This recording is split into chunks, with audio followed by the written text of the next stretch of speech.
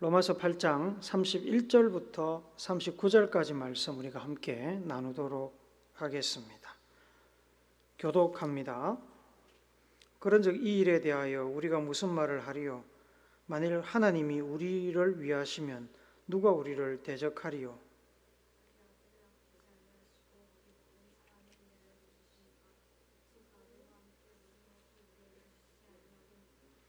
누가 능히 하나님께서 택하신 자들을 고발하리요? 의롭다 하신 이는 하나님이시니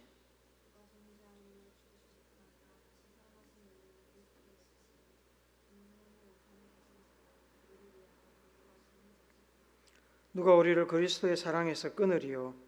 환난이나 공고나 박해나 기근이나 적신이나 위험이나 칼이랴.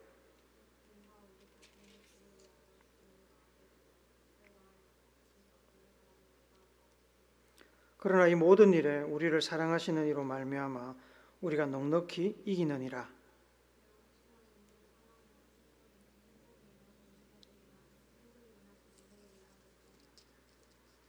같이 읽습니다.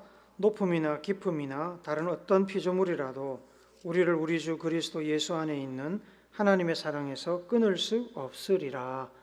아멘. 신명기 25장 4절 말씀에 보면 곡식 떠는 소에게 망을 씌우지 말지니라는 말씀이 나옵니다. 이 말씀이 무슨 뜻이냐면 타작을 하기 위해서 곡식을 발로 밟는 소의 그 입에 곡식을 먹지 못하게 망을 씌우지 말라는 뜻입니다. 가나안 땅을 비롯해서 애굽, 그리스, 이탈리아 이런 데서는 소나 나귀 같은 짐승을 이용해 추수한 뒤에 바짝 마른 곡물들을 밟아서 타작을 했다고 합니다. 옛날에 도구가 발명되기 전에. 그렇게 짐승이 곡물을 밟을 때 혹시라도 짐승들이 곡물을 뜯어 먹을까 봐 망을 씌우는 일은 곡식을 먹고 싶은 짐승에게 너무 잔인한 일이니까 일하는 짐승이 눈앞에 있는 곡물을 먹으면서 일하게 하라는 것입니다. 눈앞에 먹을 게 있는데 입을 이렇게 막아놓고 못 먹게 하면 얼마나 스트레스가 많이 쌓이겠습니까? 이 말씀은 신명기 25장에서 앞뒤로 계속해서 사람들의 인권과 인간적인 도리에 관한 이야기를 하는 중에 느닷없이 중간에 툭 튀어나온 이야기입니다. 그래서 사람들이 읽으면서도 이 말씀 이 자리에 왜 있을까? 잘못 짜집기 한 게 아닌가? 이런 의심을 하기도 합니다. 바울은 이 말씀을 이렇게 해석합니다. 고린도전서 9장 9절 10절 말씀 우리 세 번역으로 같이 한번 읽어봅시다. 시작. 모세의 율법에 기록하기를 타작 일을 하는 소에게 망을 씌우지 말아라 하였습니다. 하나님께서 소를 걱정하신 것입니까? 그렇지 않으면 우리 모두를 위하여 말씀하신 것입니까? 그것은 우리를 위하여 하신 말씀입니다. 밭을 가는 사람은 마땅히 희망을 가지고서 밭을 갈고 타작을 하는 사람은 한 몫을 얻으리라는 희망을 가지고 그 일을 합니다. 이해가 되시죠? 신명기 25장 4절이 소에 관한 것이 아니라 사람에 관한 것이라는 말입니다. 타작하며 먹을 것을 기대하는 소에게 먹을 것을 허락하듯이 열심히 일하는 사람에게 먹을 것을 주고 월급을 주고 보상을 주는 것이 당연하다는 말씀입니다. 우리 하나님 이런 분입니다. 우리 하나님께서는 상식이 있으신 분입니다. 우리 하나님은 월급이나 보상을 떼먹는 악덕업주가 아닙니다. 소에게 먹이가 필요하고 일꾼에게 월급과 보상이 필요한 것을 아시는 분입니다. 세상에서 먹고 사는 일에 바쁜 와중에도 하나님의 몸된 교회와 공동체를 섬기는 사역자들에게 하나님께서 일을 시키시고 모른 척 하시겠습니까?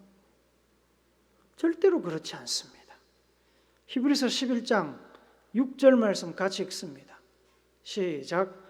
믿음이 없이는 하나님을 기쁘시게 하지 못하나니 하나님께 나아가는 자는 반드시 그가 계신 것과 또한 그가 자기를 찾는 자들에게 상 주시는 이심을 믿어야 할지니라.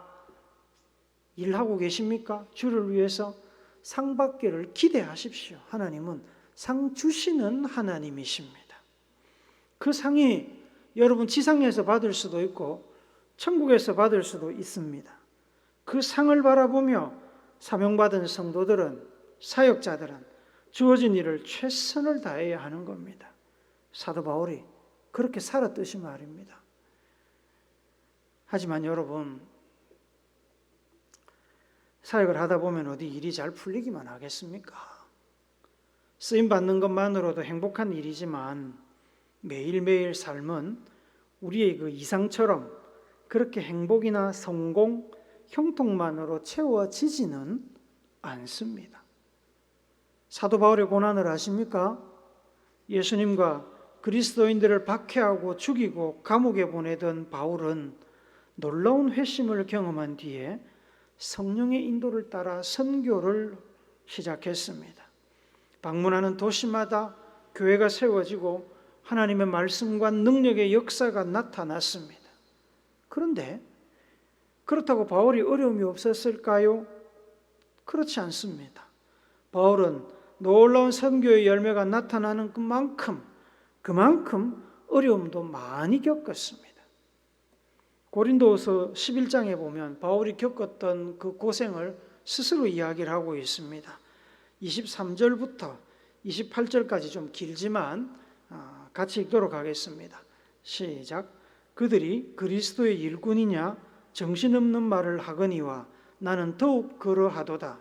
내가 수고를 넘치도록 하고 옥에 갇히기도 더 많이 하고 매도 수없이 맞고 여러 번 죽을 뻔하였으니 유대인들에게 40에서 하나 감한 매를 5번 맞았으며 3번 태장으로 맞고 1번 돌로 맞고 3번 파선하고 일주야를 깊은 바다에서 지냈으며 여러 번 여행하면서 강의 위험과 강도의 위험과 동족의 위험과 이방인의 위험과 시내의 위험과 광야의 위험과 바다의 위험과 거짓 형제 중의 위험을 당하고 또 수고하며 애쓰고 여러 번 자지 못하고 줄이며 목마르고 여러 번 굶고 춥고 헐벗었노라. 이외에 이런 고사하고 아직도 날마다 내 속에 눌리는 일이 있으니 곧 모든 교회를 위하여 염려하는 것이라. 다 나열하기도 어려울 만큼 그는 많이 고생을 했습니다. 개인적으로 겪은 고생은 제외하고라도 고린도 후서를 쓰고 있던 그 순간에도 그는 매일 그가 개척하고 섬겼던 교회들을 위해서 염려하고 기도하고 있었습니다. 가지 많은 나무에 바람 잘 날 없다는 말처럼 시시때때로 떠나온 교회들로부터 여러 가지 소식이 전해졌습니다. 교회 안으로 들어온 이단으로 인해서 고초를 겪고 있다는 소식, 교회 안에 당파가 생겨 공동체가 분열되고 있다는 소식, 예루살렘에서 온 유대인들이 바울이 전하지 않는 율법을 가르치며 성도들을 혼란에 빠뜨리고 있다는 소식, 로마 제국의 기독교 박해로 인해서 성도들이 고통당하고 있다는 소식 등 그런 소식들을 접할 때마다 병든 자식을 놓고 기도하는 부모의 마음으로 바울은 무릎을 꿇었을 것입니다. 예수님의 고난은 이야기할 필요도 없습니다. 예수님도 바울도 하나님께서 주신 사명을 감당하기 위해 사역을 하다가 어려움에 직면했다면 예수님을 믿고 예수님을 따라가는 우리가 또 사도 바울의 신앙 유산을 이어받고 그의 믿음을 본받는 우리가 사역하면서 어려움에 직면할 것은 너무나도 당연한 일입니다. 피할 수 없는 일입니다. 얼마 전에 정치권에 아무 일도 하지 않으면 아무 일도 일어나지 않는다라는 말이 회자된 적이 있었습니다. 어떤 숨은 의도가 있는지는 알 길이 없습니다만은 정치적인 것을 떠나서 문자적으로 이해를 하자면 맞는 말입니다. 아무 일도 하지 않으면 아무 일도 일어나지 않습니다. 사역하지 않으면 하나님의 나라와 의를 위해서 섬기고 봉사하지 않으면 아무런 어려움도 고난도 일어나지 않습니다. 그러나 사역하려 하면 섬기고 봉사하려고 하면 하나님의 부르심을 받고 사명을 이루려고 하면 어려운 일들이, 생각하지도 못했던 곤란한 일들이 일어납니다. 요즘 우리나라에서 가장 유명한 사업가를 한 사람 말하라고 하면 백종원 씨를 이야기할 수 있을 겁니다. 이분이 얼마 전부터 고향인 예산의 그 전통시장을 활성화시키겠다고 예산군청과 함께 시장 살리기에 나섰습니다. 먼저 한 것이 국밥거리를 새롭게 단장해서 백종원 국밥거리를 만들고, 그 다음에는 시장 리모델링 사업을 시작했습니다. 회사 돈과 개인 돈을 써가면서 외식회사를 운영하면서 쌓은 노하우를 전수하고 위생관리, 신메뉴 개발 등 다양한 노력을 통해서 고향을 돕고자 한 것입니다. 둘 다 성공적이었습니다. 백종원 씨의 유명세를 힘입어 엄청난 관광객들이 방문했습니다. 그렇게 잘 되고 있는 것만 같았는데 문제가 생겼습니다. 장사가 잘 되며 시간이 지나자 백종원 국밥거리 상인들 중 일부가 위생 상태와 음식 품질 관리 등에 관해서 까다롭게 간섭하는 백종원 씨에게 반기를 들었습니다. 더 이상 간섭받기 싫다고 했습니다. 결국 그 국밥거리에서 백종원 씨의 이름을 빼고 결별했습니다. 또 전통시장도 굉장히 활성화가 돼서 올 한 해만 해도 300만 명이 찾는 엄청난 대성공을 거두고 있는데, 그 상인들 중 몇 사람이 국민신문고에 백종원 씨가 소스 및 재료를 공급하면서 폭리를 취하고 있다고 신고를 했습니다. 백종원 씨는 시장에 공급하는 모든 원자재는 백종원 회사의 그 체인점에 공급하는 가격과 동일하다고 항변하면서 서운함을 드러냈습니다. 사업과 방송 일에도 시간이 부족한 사람이 시간을 내어서 물심양면 고향을 위해 진심을 담아 노력했는데 이런 반응들이 나오는 것을 보면서 그는 인터뷰에서 배신감을 느낀다고 이야기를 했습니다. 시작하지 않았다면 겪지 않아도 될 텐데 고향을 위해서 뭔가 하려다가 이런 마음고생을 겪었던 겁니다. 하나님께서 주신 사명을 받들어 섬기고 봉사하다 보면 여러 가지 어려운 일들을 당하게 되는데, 바울이 그 일에 관해서 오늘 본문에서 몇 가지를 이야기를 합니다. 하나님께서 주신 사명으로 일하다 보면 일 자체를 반대하는 사람들도 나옵니다. 31절에 보면 누가 우리를 대적하리요? 라고 말씀하는 것은 누군가 사역자가 하고자 하는 일을 반대하는 사건이 일어난다는 말입니다. 사람마다 생각과 의견이 다를 수 있습니다. 그래서 한 가지 일을 놓고도 그 일을 찬성하는 사람도 있겠지만 반대하는 사람도 당연히 있을 수 있습니다. 예를 들어 교회에서 동남아 지역에 선교기지를 세우고 선교사를 파송하겠다는 계획을 수립했습니다. 성도들에게 그것을 발표했는데 왜 맨날 동남아만 가냐고, 동남아에 선교사가 얼마나 많은지를 아냐고, 다른 지역 알아보자고 반대하고 나서는 사람들 있을 수 있지요. 그렇죠? 합리적이고 타당한 반대라면 듣고 참고해서 수정할 것은 또 수정하면 되겠지만 대안도 없이 무조건 반대하고 터집을 잡는 사람들이 반드시 또 있습니다. 이런 사람들은 참 다루기 어렵습니다.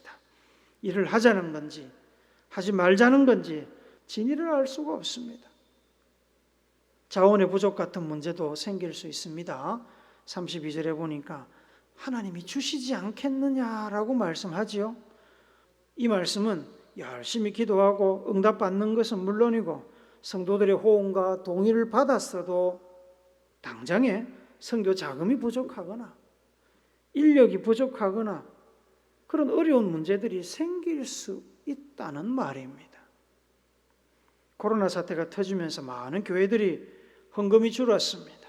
그로 인해 선교비나 교육비, 구제비와 같은 교회들의 여러 예산들이 삭감이 되었습니다. 베풀고 나누고 후원하는 교회나 기관들이야 나가는 예산 줄인다고 뭐 큰일 날 일이 있는 것은 아닙니다. 그러나 지원받고 후원받는 교회는 그런 기관은 당장의 존립을 걱정해야 되는 처지에 빠질 수도 있습니다. 33절에 보면 누가 택하신 자들을 고발하리오라는 말씀은 누군가 사역자들을 고발하는 일이 생길 수 있다는 이야기입니다. 34절에 누가 정죄하리오라는 말씀은 누군가 사역자들의 흠을 꼬투리 잡아서 정죄하는 일이 생길 수 있다는 말입니다. 어떤 사람들은 사역자의 자격을 가지고 터집을 잡을 수도 있습니다. 사역을 감당하기에 적합한 자격을 갖추고 있는지, 그런 신앙을 갖추고 있는지 따져 묻는 사람이 생길 수 있습니다. 사역을 맡기는 과정에서 당연하게 나올 수 있는 문제지요. 어떤 사람은 자격이 좀 부족할 수도 있습니다. 박사학위가 없거나 논문이 좀 표절했거나 이런 일들이 밝혀져 가지고 곤란을 겪을 수도 있습니다. 그런 명백한 문제가 아니라 사람의 시기와 질투로 보는 사람의 입장에 따라서 달라지는 모호한 문제들도 생길 수 있습니다. 그런 문제들을 공론화해서 사역을 흔들고 방해하는 일들이 충분히 있을 수 있고 지금도 일어나고 있습니다. 어떻게 교회가 저럴 수 있는가, 어떻게 교회 성도가 저럴 수가 있는가 하는 일들이 지금도 많이 일어납니다. 뿐만 아니라 사역자들의 마음을 흔들고 유혹하는 사탄의 공격도 많습니다. 완벽한 사람이 어디 있습니까? 누구나 허물이 있을 수 있고 그 허물이 마음에 짐이 되고 사탄의 공격의 도구가 되어서 스스로 흔들리는 일도 일어납니다. 사역을 가로막는 사람들의 여러 가지 방해로 인해서 마음이 상하고 회의가 들기도 합니다. 열심히 사역하다가 방향을 잃어버려서 목표를 상실하기도 합니다. 사역자들 간에 소통이 제대로 이루어지지 않아 협력 사역자들이 무너지고 어떤 경우에는 사역을 멈추어야 되는 상황도 일어납니다. 이러한 여러 어려움들에 대하여 사도 바울은 스스로 답변을 내놓습니다. 하나님이 우리를 위하시면 누가 우리를 대적하리요? 하나님께서 내 편인데 뭐가 두렵냐? 걱정하지 말라는 말씀입니다. 그 아들과 함께 모든 것을 우리에게 주시지 아니하겠느냐? 아들도 주시고 성령도 주신 하나님께서 뭔들 주시지 않겠습니까? 염려하지 마십시오. 의롭다 하신 이는 하나님이시니 누가 우리를 고발하리요? 하나님께서 죄를 용서하시고 인정해 주셔서 일을 맡기셨는데 사람들의 고발이 하나님의 판단을 이길 수 있겠습니까? 그럴 수 없습니다. 걱정하지 마시고 맡겨진 일에 최선을 다하십시오. 죽으실 뿐 아니라 다시 살아나신 이는 그리스도 예수니, 예수님께서 내 죄를 위해 죽으셨는데 누가 감히 예수님의 십자가의 죽음을 무효화하고 사역자들의 허물을 다시 꺼내서 정죄할 수 있습니까? 없습니다. 그럴 수 없습니다. 하나님의 일을 하는 사람들은 이 사실을 반드시 기억하고 있어야 됩니다. 사역자들이 겪을 수 있는 가장 치명적인 어려움은 이러한 여러 가지 어려움을 통해서 근본적인 사명감이 흔들리는 것입니다. 그 사명감은 예수님께서 나를 사랑하시고 나를 예수님의 제자, 사역자 삼으셨다는 확신에서 나오는 겁니다. 사역의 어려움 때문에 예수님께서 나를 버리셨나? 나를 사랑하지 않으시나라고 생각할 수도 있습니다. 혹시 내가 몸에 맞지 않는 옷을 입고 있는 것은 아닌가? 혹시 사역에 나선 내가 하나님의 일에 장애물, 걸림돌이 되고 있는 것은 아닌가? 이대로 가다가 망하는 건 아닌가? 노후는 누가 책임지나? 어쩌면 이 편지를 쓰고 있는 사도 바울이 감옥에서 고난을 겪으면서 그러한 질문들을 자기 자신에게 했을지도 모릅니다. 종일 주를 위하여 죽임을 당하게 되며 도살당할 양같이 여김을 받으며 바울은 근원적인 문제까지 떨어져서 고민하는 시간을 가졌을 것입니다. 하지만 여러분, 바울은 답을 찾았습니다. 그리고 그 답을 붙들었습니다. 그래서 끝까지 사역을 포기하지 않을 수 있었습니다. 순교의 피를 흘릴 때까지 믿음을 지키며 받은 사명을 이루기 위해서 쉬지 않고 그는 달렸습니다. 누가 우리를 그리스도의 사랑에서 끊으리요? 끊을 수 있다는 말입니까? 끊을 수 없다는 말입니까? 끊을 수 없다는 말입니다. 환난, 곤고, 박해, 기근, 적신, 위험, 칼, 죽음, 생명, 천사, 하늘의 권세, 현재 일, 장래일, 힘, 높은 것, 깊은 것, 어떤 피조물도 우리를 그리스도의 사랑에서 끊을 수 없습니다. 믿으십니까? 39절 한번 더 읽읍시다. 시작. 높음이나 깊음이나 다른 어떤 피조물이라도 우리를 우리 주 그리스도 예수 안에 있는 하나님의 사랑에서 끊을 수 없으리라. 아멘. 예수님의 사랑이 분명하기에 사역자에게 닥치는 여러 가지 어려움들은 사역자가 아니라 사역을 맡기신 예수님께서 책임지십니다. 하나님께서 우리를 사랑하시는데 연약한 우리가 어려움을 겪을 것이 뻔한 일을 맡기면서 하나님이 모른 척 하시겠습니까? 누구든지 살아남는 놈만 내 편이다 그러시겠습니까? 소도 챙기시는 하나님께서 상급을 받지 못하고 넘어지도록 우리를 내버려 두시겠습니까? 결코 그럴 일이 없습니다. 시편 54편 1절에 보면 하나님이여 주의 이름으로 나를 구원하시고 주의 힘으로 나를 변호하소서.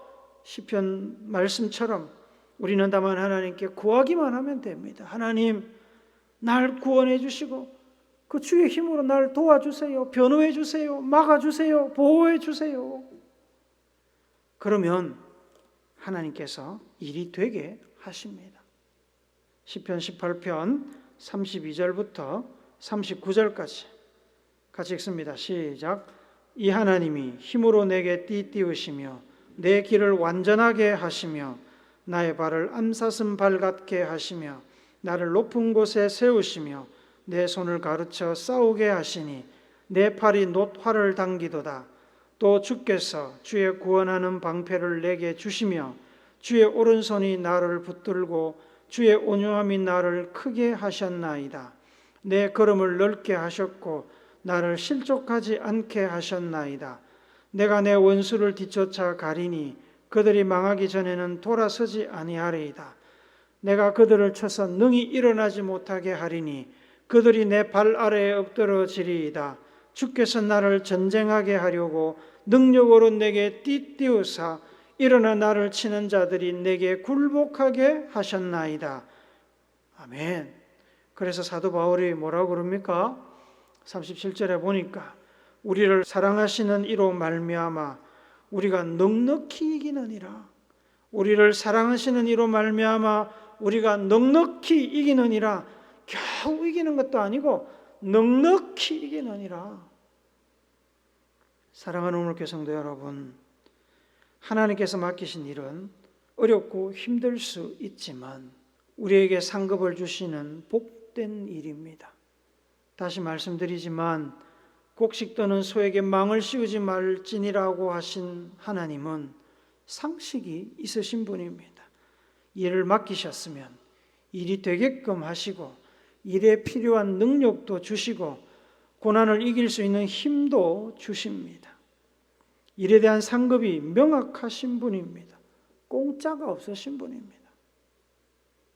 온 세상 만물을 다 가지신 분께서 뭐가 아쉬워서 우리의 주머니를 털고 노동력을 착취하시겠습니까?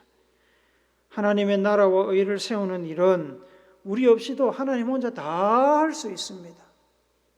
하지만 하나님께서는 우리를 하나님의 사역자, 하나님의 동력자로 격상시키시고 그 일을 통해서 우리에게 복과 은혜를 주시기를 원하십니다.